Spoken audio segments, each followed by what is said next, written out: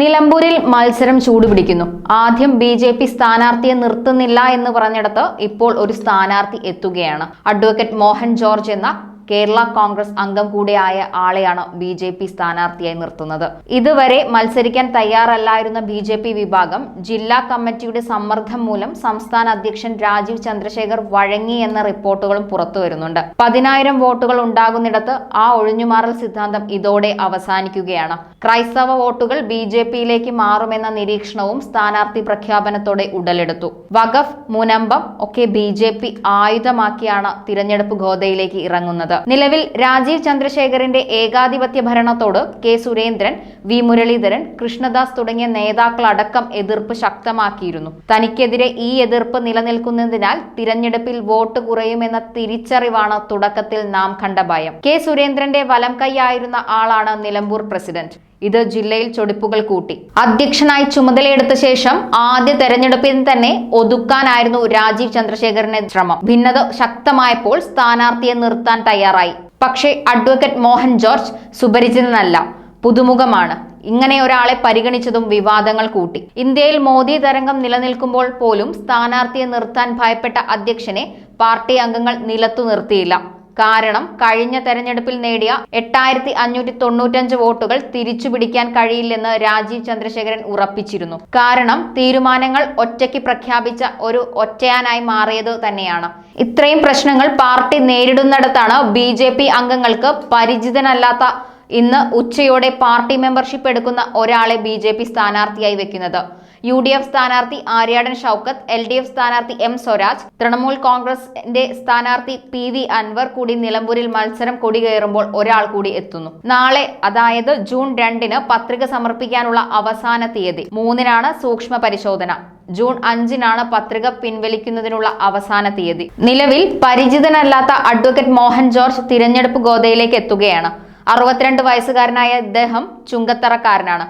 കഴിഞ്ഞ 47 വർഷമായി കേരള കോൺഗ്രസിൽ സജീവ പ്രവർത്തകനും നേതാവുമാണ്. അഭിഭാഷകനായി നിലമ്പൂർ, മഞ്ചേരിയിൽ പ്രവർത്തിച്ചിട്ടുണ്ട്. KSC മുൻ ജനറൽ സെക്രട്ടറി, മാർത്തോമ സഭ കൗൺസിൽ അംഗം, മാർത്തോമ കോളേജ് കൗൺസിൽ അംഗം, ഇപ്പോൾ ചുങ്കത്തറ മാർത്തോമ പള്ളി വൈസ് പ്രസിഡന്റ്, YMCA ചുങ്കത്തറ പ്രസിഡന്റായും 7 വർഷം സബ് റീജിയണൽ ചെയർമാനായും പ്രവർത്തിച്ചു വരുന്നു. നിലമ്പൂരിൽ സജീവ സാമൂഹ്യ പ്രവർത്തകനുമാണ് ഇദ്ദേഹം എന്നാണ് ബി.ജെ.പി. ഉന്നയിക്കുന്നത്. ഒരു ത്രികോണ മത്സരം എന്നൊരു സാധ്യത മാത്രമുള്ളിടത്താണ് ഒരു നിമിഷം കൊണ്ട് രംഗം മാറിയത്. ഇപ്പോൾ 4 നേതാക്കൾ പടവെട്ടുന്ന നിലമ്പൂരിൽ നിലവിൽ പി.വി. അൻവർ മത്സരിക്കുമെന്ന് പ്രഖ്യാപിച്ചിട്ടില്ല.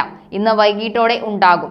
പാർട്ടി ചിഹ്നത്തിലാവും അൻവർ മത്സരിക്കുക. ആർക്കും മത്സരിക്കാനാവുന്ന തിരഞ്ഞെടുപ്പ് എന്ന പി.വി. അൻവറിനെ സ്വാഗതം ചെയ്ത് സ്വരാജ് ഇന്ന് സംസാരിച്ചു കഴിഞ്ഞ ഉടനാണ് ബി.ജെ.പി. തീരുമാനം പുറത്തുവരുന്നത്. ഇഞ്ചോടിഞ്ച് പോരാട്ടത്തിന് നിലമ്പൂരിൽ തട്ടൊരുങ്ങിക്കഴിഞ്ഞു. കണ്ടറിയാം എന്ത് നടക്കുമെന്ന്.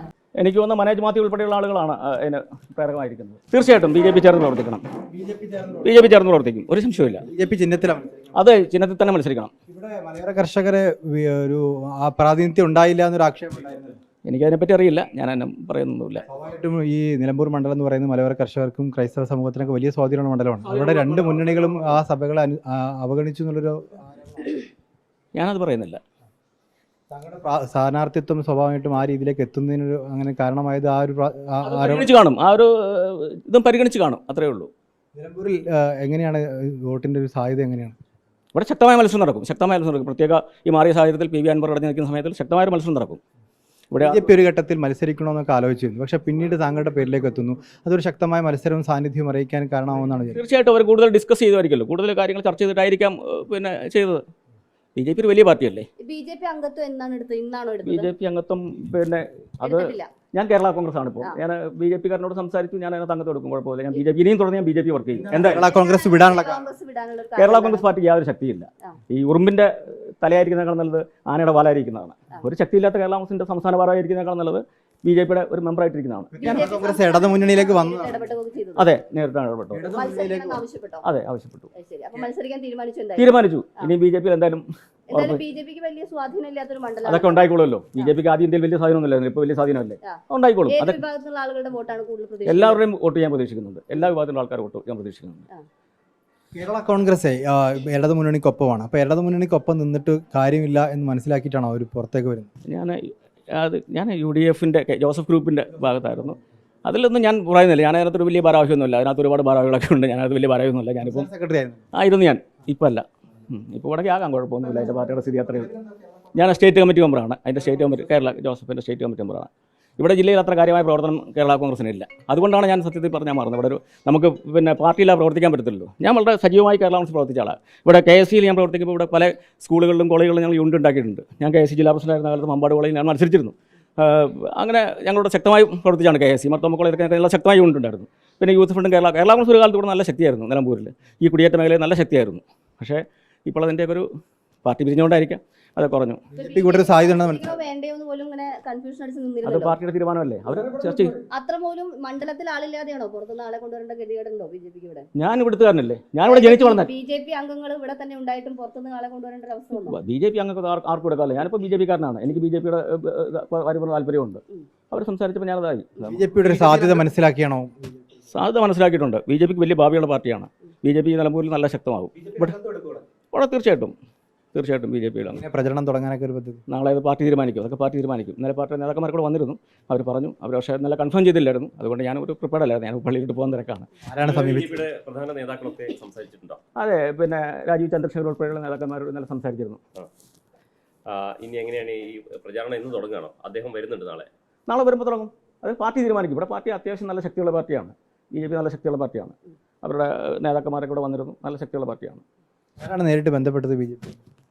എന്നെ അതിൽ ബന്ധപ്പെട്ട നോബൽ മാത്യുവാണ്. ജോർജ് സെബാസ്റ്റ്യൻ ബന്ധപ്പെട്ടു. കുരുവിള മാത്യൂസ് ബന്ധപ്പെട്ടു. പിന്നെ അത് കഴിഞ്ഞിട്ടാണ് സുരേഷ് സാറും അതേപോലെ രാജീവ് ചന്ദ്രശേഖർ സാറൊക്കെ ബന്ധപ്പെട്ടു. താങ്കളുടെ ഈ സ്വാധീനത്തിൽ കൂടുതൽ പേര് BJP-യിലേക്ക് വരും എന്ന് പ്രതീക്ഷിക്കുന്നുണ്ടോ? പഴയകാല കേരള കോൺഗ്രസ് സാർ കുറേ പേര് വരും. ഇന്നലെ തന്നെ ഞങ്ങളുടെ പിന്നെ ഇവിടുത്തെ ജോസഫ് കുഞ്ഞിൻ്റെ ജില്ലാ സെക്രട്ടറി ഷാജു സാർ ഉൾപ്പെടെ ആൾക്കാർ ഇവിടെ ഉണ്ടായിരുന്നു. ജോസഫ് കുഞ്ഞ് ഉൾപ്പെടെ കുറേ ആളുകളുണ്ടായിരുന്നു. ബാക്കിയുള്ളവരെ ഞാൻ ഇന്നലെ കൺഫേം ചെയ്തല്ലോ. ഇനിയിപ്പോൾ ആൾക്കാരെ വിളിച്ചു കൂട്ടും. തീർച്ചയായിട്ടും വരും. ഈ കഴിഞ്ഞ പ്രാവശ്യം മത്സരിച്ചത് BJP-യുടെ സ്ഥാനാർത്ഥിയായിരുന്നു. അതിനു മുമ്പ് BDJS ആയിരുന്നു. അതെ. ഈ താങ്കളുടെ വരവോടുകൂടി കുടിയേറ്റ മേഖലയിൽ ഒപ്പം ഈ ക്രൈസ്തവ വോട്ടുകളെയൊക്കെ ഏകീകരിക്കാൻ കഴിയുമെന്നൊരു പ്രതീക്ഷ ഉണ്ടോ? ഞങ്ങളല്ലേ വോട്ട് ചെയ്യുന്നത്. തീർച്ചയായിട്ടും കുറേയൊക്കെ സാധിക്കുമെന്നില്ല. BDS ഇവിടെ നല്ല ശക്തിയാണ്. BDS SNDP നല്ല ശക്തിയാണ്. ഗിരീഷ് മേക്കാട് നല്ല ഒരു പ്രവർത്തകനാണ്. ഇവിടെ BDS നല്ല ശക്തിയുണ്ട്. തീർച്ചയായിട്ടും അവരുടെയൊക്കെ പിന്തുണയുണ്ടെങ്കിൽ BJP ശക്തമായ മത്സരം കാഴ്ചവെക്കാൻ സാധിക്കും. BDS-നല്ലേ കുറെ കൂടി സ്വാധീനം തോന്നിയിട്ടുണ്ടോ? കാരണം കഴിഞ്ഞ 2 തെരഞ്ഞെടുപ്പിലെ സ്വാധീനമുണ്ടല്ലോ. BDS-ന് സ്വാധീനമുണ്ടല്ലോ. അവർ NDA-യുടെ ഭാഗമല്ലേ. അവരാണല്ലോ നമ്മളെ പ്രപ്പോസ് ചെയ്യുന്നത്. ഞാനങ്ങനെ മനസ്സിലാക്കിയത്. BDS കൂടി പറഞ്ഞിട്ടാണ് എന്നെ സ്ഥാനാർത്ഥിയാക്കണം പറഞ്ഞിട്ടാണ് അങ്ങനെ ആക്കിയതാണ് ഞാൻ കരുതുന്നത്. അപ്പോൾ എന്തായാലും മത്സരത്തിൽ ഊർജ്ജമായി ഉണ്ടാവുന്നു. തീർച്ചയായിട്ടും ഉണ്ടാവും. ഇനി ഒട്ടും പുറകോട്ടില്ല. സജീവമായിട്ടുണ്ടാവും. ഇന്ന് തന്നെ പ്രചാരണം തുടങ്ങും. എങ്ങനെയാണ്? അത് പാർട്ടി വരട്ടെ. പാർട്ടിക്കാർ വരും. പാർട്ടിക്കാർ വരുന്നതനുസരിച്ച് പ്രവർത്തനം തുടങ്ങും. ഒരു ക്രൈസ്തവ വിഭാഗത്തിൽ നിന്നുള്ള ഒരാൾ ആദ്യമായിട്ടായിരിക്കും ഇവിടെ മത്സരിക്കുന്നത്. അല്ല, നേരത്തെ താങ്കളെ ഒരു BJP ബോധ്യപ്പെടുത്തിയിട്ടുണ്ടോ? തീർച്ചയായിട്ടും അതിനൊരു സാധ്യത ഉണ്ടെന്ന് പറഞ്ഞിട്ടുണ്ട്. ക്രൈസ്തവ വിഭാഗത്തിൽ അഡ്വക്കേറ്റ് പ്രൊഫസർ തോമസ് മാത്യു കഴിഞ്ഞ പ്രാവശ്യം മത്സരിച്ചു. 2 പ്രാവശ്യം മത്സരിച്ചിരുന്നു. ഇടതുപക്ഷ സ്ഥാനാർത്ഥിയായിട്ട്. ആദ്യമായിട്ടല്ല മത്സരിക്കുന്നത്. തീർച്ചയായിട്ടും ഒരു മാറിയ സാഹചര്യത്തിൽ ഞങ്ങൾക്കൊരു പ്രതീക്ഷയുണ്ട്. താങ്കൾ UDF-നൊപ്പമായിരുന്നല്ലോ. ആര്യടൻ ഷൗക്കത്തിനൊരു സാധ്യത ഇല്ല എന്ന് കണ്ടുകൂടിയാണ്. അതിനെ അഭിപ്രായം പറയുന്നില്ല. ആര്യടൻ ഷൗക്കത്ത് തന്നെ വിളിച്ചിരുന്നു. അദ്ദേഹം എനിക്ക് നല്ല ബന്ധമാണ്. ഞാൻ ആരെ പറ്റി ഒരു അഭിപ്രായം പറയുന്നത്. മറ്റ് 2 സ്ഥാനാർത്ഥികളെ എങ്ങനെ വിലയിരുത്തുന്നു? അവർ നല്ല സ്ഥാനാർത്ഥികളായിരിക്കാം. കുഴപ്പമൊന്നുമില്ല. അതൊക്കെ ജനങ്ങളെ വിലയിരുത്തുന്നത്.